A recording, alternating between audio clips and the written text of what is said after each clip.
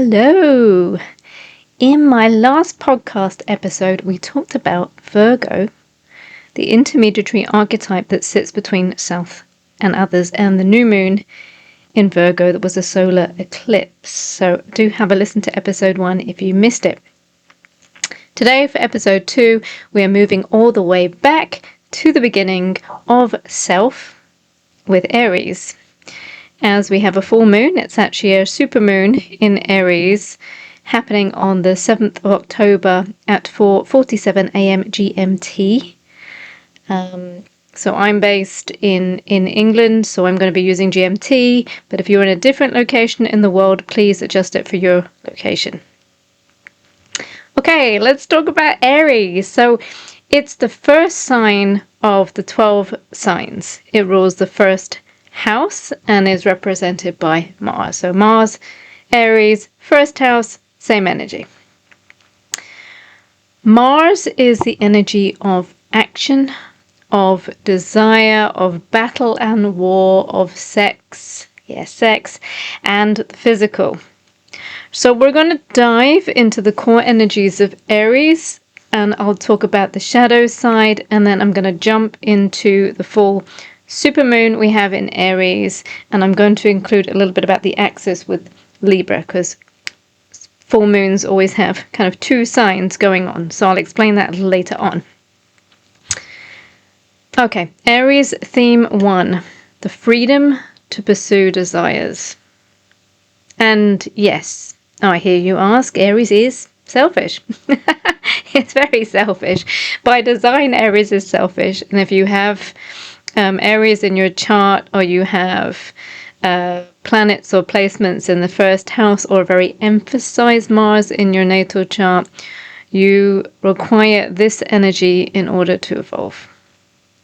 So you're not only allowed, but encouraged by the universe to be selfish in whatever it represents within your chart.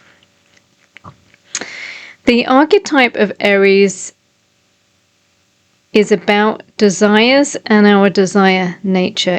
This means we act on our desires to discover who we are and what those desires are. And this connects to Aries' passion and boldness. It literally goes after what it wants. It's really as simple as that. I often refer to Aries being the first sign as the baby of the zodiac. And babies tend to say, I want a lot, or mine, which is very much about identifying with identity of self, which Aries does. It's an independent sign. It's independent as in it considers itself only. It doesn't consider others. It doesn't consider the world at large and the collective. It initiates in a very bold and direct fashion, which can be perceived as blunt. So that me first kind of attitude that Aries has, it makes it pretty competitive and definitely a pioneer. And the pioneer, as we know, likes to hit things first, just go for them. Everything with Aries is quick. These are desires of the moment, passing like clouds, not the deep and soulful kinds of desires that we would find in the Pluto or Scorpio archetype. Desires can switch or change, and this can create a lack of kind of ultimate fulfillment. Still, following desires is allowed in order for Aries to discover via direct experience. And if it's blocked from those desires, this can definitely create anger and frustration. The second big theme with Aries is action. And this is probably the one that most people would be familiar with. So we often refer to Mars or Aries as the energy of action, of movement. That which gets us moving is told by our Mars sign, and where Aries is in our charts, that need for action teamed with passion or anger leads us into war or battle and the desire to fight or chase. It's still movement. This is a desire to be first, to win and have our desires met, have them fulfilled. So this tends to give Aries the symbolism of the warrior. Fearless, although it's not really fearless, it's more kind of thoughtless. It's so immediate that it doesn't really have time to process anything to get to a place of fear. So Mars will indicate what we fight about and how we fight, the way we fight. So if we consider a Mars in Scorpio will research, right? If it's in battle with someone else, it's going to research its opponent, it's going to gather data, and it's going to strategically hold until the best or worst possible moment before it exposes what it knows. It's not a confrontational kind of Mars, it's kind of a poker Mars. So it kind of sits and watch and figures people out before it does anything. A Mars in Cancer is quite different. It will tend towards passive aggressiveness. So this anger is going to be very much internalized and indirect. And there'll often be an internal fight that's very much at the emotional level. So when we talk about masculinity and maleness, right? Mars expresses this level. If we're looking at it from the general common terms to describe the energy of masculinity and maleness, not strictly the gender orientation. So we look at it from that perspective, what encapsulates masculine maleness.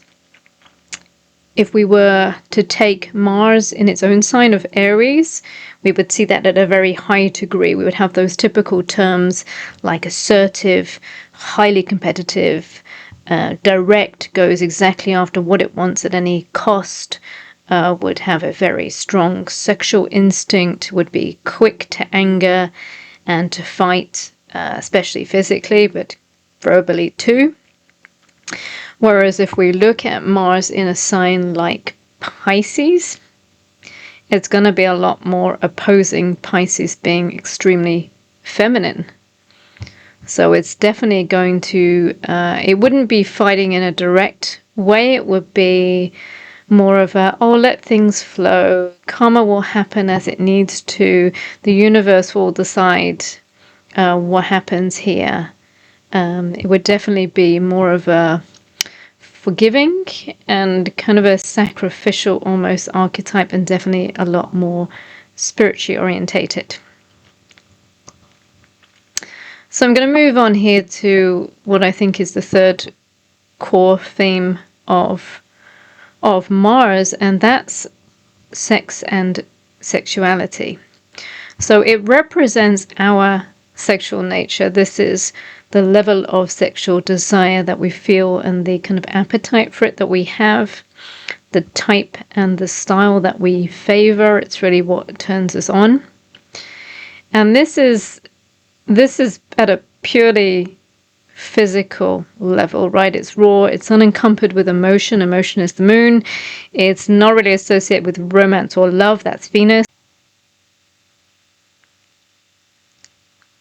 So Mars then represents the type of desires we have of a sexual nature. And if we look at a few examples here, so if you have in your chart your Mars is in the sign of Cancer, well, the desire is going to be emotional connection. And within a sexual relationship, it's going to look for a partner that's caring. And it's going to look for a partner where it feels the sense of safety. Depending, obviously, of your orientation, it's likely to be attracted to the breasts, which are representative of the mothering and care and the nurturing we have as a baby. And somebody with this placement is likely to be very, very sensitive and very, very caring and considerate as a lover, quite protective. Then we have Mars in Scorpio, and the desire here is for intimacy. So Scorpio Pluto energy is about penetration. So it's going to be an intense experience with that laser focus, very, very likely to be one-to-one. It's quite possessive, and the style is kind of deep, dark, soulful. If you think BDSM and 50 Shades, that's pretty much Mars in Scorpio. Mars in Aquarius, well, another fixed sign is quite different. This Mars is more about a need to disassociate and liberate from prevailing norms. So it's the most likely to abstain from sexual activity for long periods, or even be asexual. There's a more of a definite steer towards sapiosexual. And in terms of what turns it on, we might look at something like voyeurism, so watching, group activities. And this is more due to the fact that Aquarius as an archetype tends to be kind of up here, and it's more of a observer. It tends to relate to networks in the hive mind. It can also disassociate itself from the emotional aspect. So it can definitely be more involved in relationships that are more casual, or kind of the polyamorous style. So let's move on and talk about the dark side of Aries, the shadow. Because there's always a healthy manifestation and then the more kind of shadow manifestation. So one of the things I mentioned at the beginning was selfishness. Okay, and we tend to see selfishness as a very negative thing. It's really is the shadow of Aries, but we have to understand that it needs to be selfish for its own evolution. So Libra sits exactly opposite 180 degrees. Libra on the representing the 7th house, representing relationships, and you will find with Libra that it is all about the other. It's very good at seeing things from the perspective of the other person or the other parties, of cooperation, meeting in the middle, compromising. This is dead opposite to Aries, that doesn't see a need for diplomacy, doesn't see a need to meet in the middle. It's what I want and what I want now. And it's independent enough that it will just go do it itself. So it can create a sense of tunnel vision and a failure to be aware or kind of even care for other people.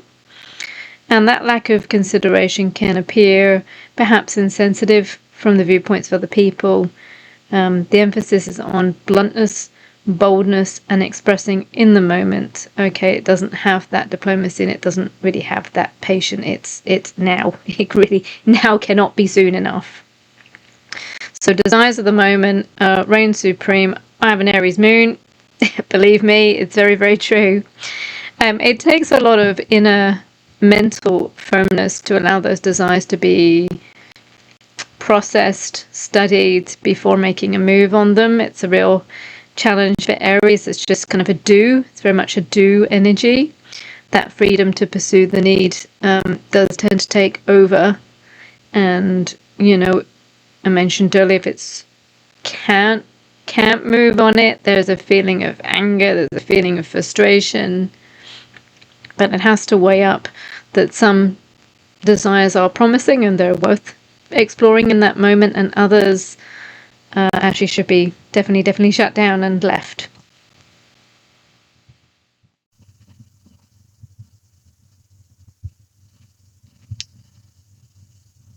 So this here is the chart for the supermoon in Aries. It's happening at 4:47 a.m. GMT. That's England.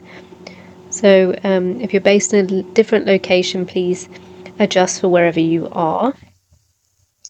I've just removed some of the lines on there just to simplify, just so you can see exactly where the moon is in Aries, the opposition there to Sun in Libra, which happens with every full moon. and the conjunction that it has. You can see the little black asteroid, that's Ceres. So this is a supermoon, which means it's a little bit bigger than usual, and it's a bit closer to Earth, so it's going to magnify it and intensify it a little bit more than normal. I've called this week's blog post The War of the Roses. If you are of my age or older, then you will likely remember the original film. A couple at war with each other. They end up killing each other at the end, but just before they do, they hold hands. The modern version is actually due to come out very soon. So war is a definite theme with Aries. It's known as the warrior sign. It doesn't hesitate in battle. It's full of passion, boldness, and anger. Emotions are acted on with instinct with an Aries moon. Moon is definitely instinctive, not unconscious, but definitely instinctive. If you're wondering what kind of battles to expect, then you really would have to have a look at where 14 degrees of Aries sits within your own natal chart. If you have one, then I would recommend that every time you listen to one of my podcasts or read a post, that you have it with you. If you don't have one and you like one, and you know your time, date and place of birth, then you can go to my website. I have a link below, and you can plug in those details and it will create it for you. It's always really, really handy to know, because it will show you what house it falls into, and that will give you an idea of how things are going to take place. But wherever that is in your chart, it may be where you have a call that's kind of brings about some kind of instinctive emotion, whether that be passion, anger, or even frustration. It can show where you might be looking to initiate something particular. In the 10th house of careers, it could be a new career. In the 6th house of work, it could be a new project at work. In the 7th house of relationships, it could be a new relationship, or it could be War of the Roses for you.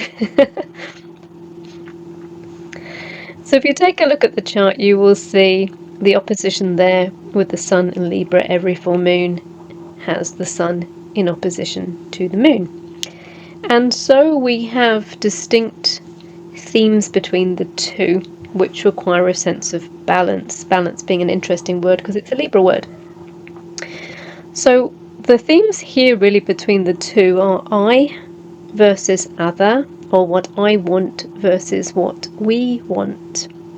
And we have the very self-centered, selfish, as we've mentioned before, Aries, and then in opposition to Libra, which begins the social realm, the realm of relationships with others. And in Libra, we look to consider things from another person's perspective.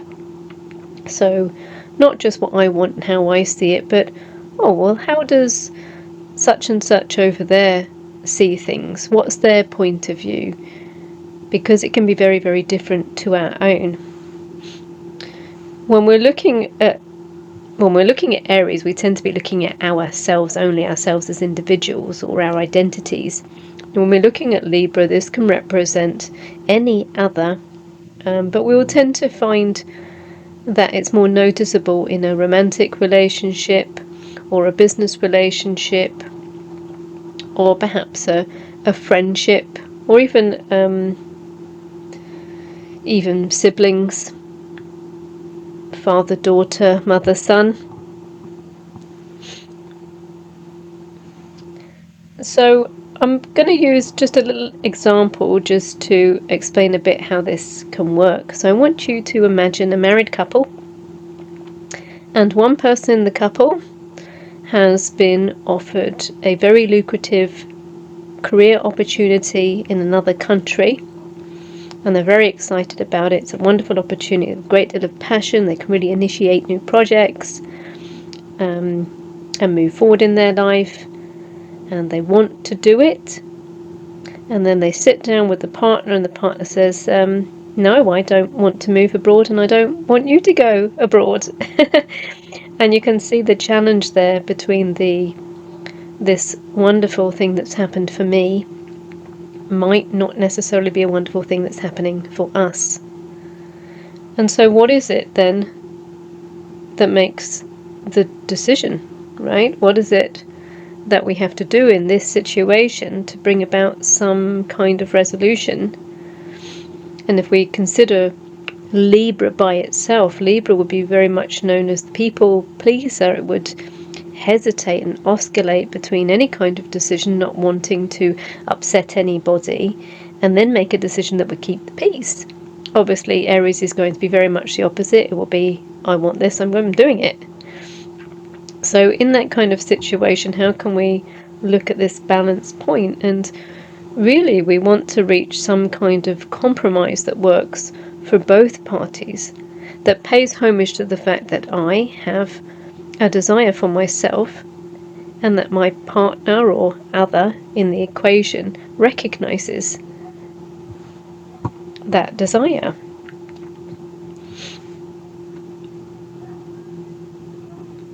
So that's kind of one thing to think about. Aries is very much the talker. Libra, ruled by Venus, rules the ear, the listening aspect. And so it may just be a case of something's on my mind and I need another just to listen, just to kind of sense check it for me before helping me make a decision.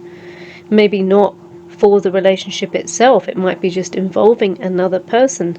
Think of it like a therapist coming in. I need to sit here and talk through something, my therapist will listen, and with that dynamic of other, I can come to a better resolution for myself. You can see on this chart, I mentioned before that we have an asteroid here in the mix. It's in a conjunction.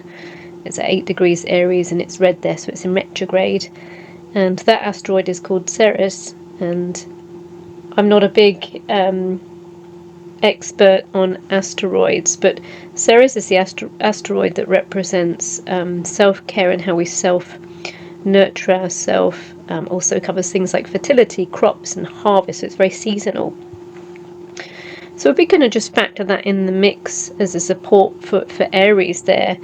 And, I really like the word here, courage, that the courage to be able to consider what is self-care for us, and I think self-care kind of does come under that window of being selfish to a point, but in a very positive and kind of well way.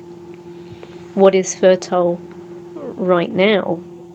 What can I nurture within myself in terms of my identity and honouring who I am and what I need from a care perspective? So just another thing just to think about on top of it there. I'm just going to adjust this here so I can show you. Down here, the red planet Mars, this is the ruler of the moon. So this is going to give a little bit of extra information on how the moon in Aries might express itself. And it's interesting that it's in the sign of Scorpio, and you can see Mercury just next to it. It's also just moved into 0 degrees of Scorpio. So definitely communications are going to be a bit more intense. Well, it is quite a fevered moon in this way. So factoring in then the kind of the rulership and how this might have a bearing. So Mars and Scorpio both represent desire. They're both very passionate signs. The Aries side of it is more instinctive and direct and open, whereas Scorpio Pluto is going to be more secretive, underground. If we think of that Mars sparks of flame, so it gets the initial flame going, and Scorpio is a bit like gasoline. It tends to spread and surge the fire in it. So I think we could say that whatever actions we're taking can be a little bit more strategic. Perhaps we can slow them down a little bit using that Scorpio energy. They're going to be what I call missile-like, so pretty accurate, and also fairly final. And that really is because Scorpio is the ruler of death, of Hades. It clears the way, it gets rid of what isn't working, and it can either clear it away so that it begins again, seeds a rebirth, or it can use it and regenerate. So if you're meant to transform yourself and your relationship, then really it's a bit like the poison needs to come to the surface and be explored and expressed, and Mars is definitely going to give the option of making that happen. I would definitely say here with Scorpio involved, own your truth, and not just your surface level truth, own the root truth. Be willing to go there in a sensible way if you can.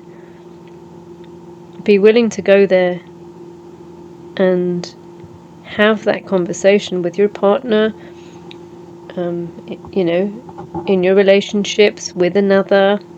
Therapy is actually a really good one. I wasn't thinking about it before, but in the Scorpio sense, representing psychology, this could be a more psychologically truthful time where we can really dig deep upon what our truths are and what we really want and what our desires are and how they influence or affect the relationships that we have right now.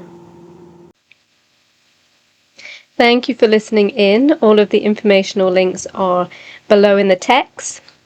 Please do share, leave a review, comment, or come find me on Instagram. I'm also on TikTok as well, whatever feels good for you, and we'll be back in a couple of weeks with episode 3.